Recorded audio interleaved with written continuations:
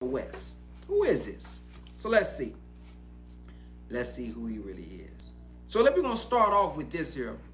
The purpose of the Nation of Islam, and the purpose and goal of the Nation of Islam being that Master Fard Muhammad founded it. Here's the Honorable Elijah Muhammad answering some questions that many of you all may have as well. So look at this. Mr. Muhammad, what is the purpose? What is the goal of the Nation of Islam? See, many people have this question today. What is the goal? What's the purpose?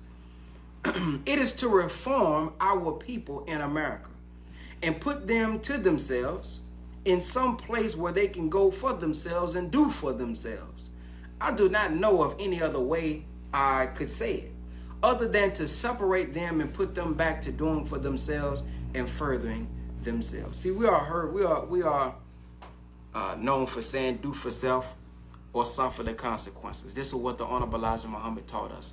Do for self or suffer the consequences. And we see some of those consequences here today.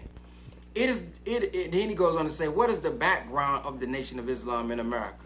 He says, when I first heard of Islam, it was in Detroit, Michigan, back in the early fall of 1930. Now, I'm going to close the book there. Now, I'm not going to say any names, but when you look and you really study the Honorable Elijah Muhammad, he's telling you when he first heard it, and he's telling you who he first heard it from. Now, it doesn't make me no difference who he first heard it from, but I think we need to stop all the arguing back and forth about who had it first and da-da-da. Let's focus on the result that we have now today. Because we can talk about who started it, but we got to talk about who finishing it. We got to talk about who carrying it out into practice today.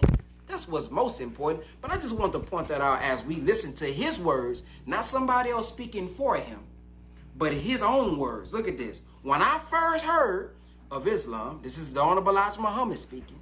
It was in Detroit, Michigan, back in the early fall of 1931.